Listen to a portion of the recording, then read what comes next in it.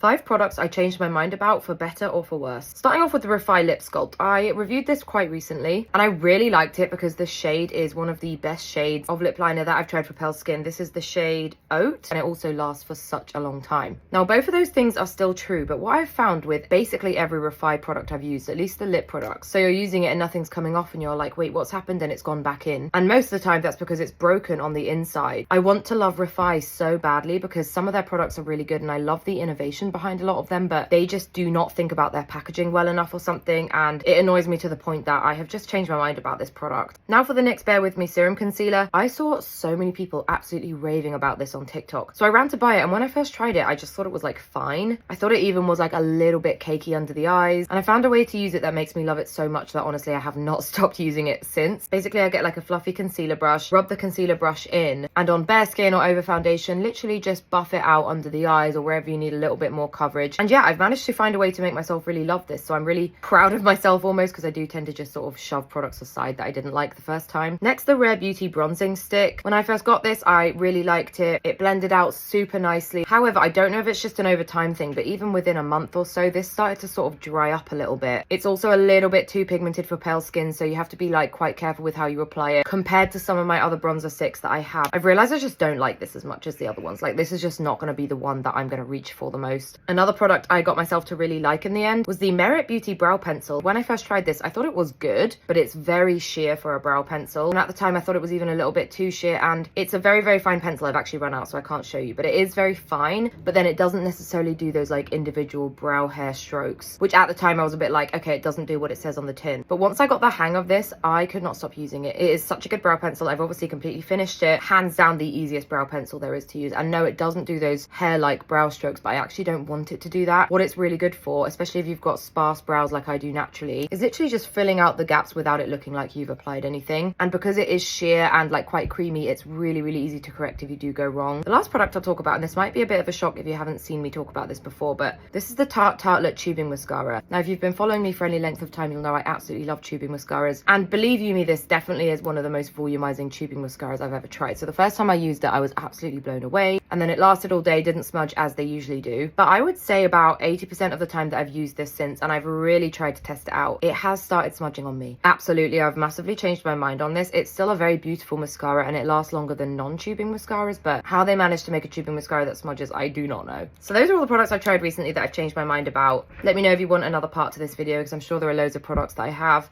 and let me know what you think of these products, and thanks for watching.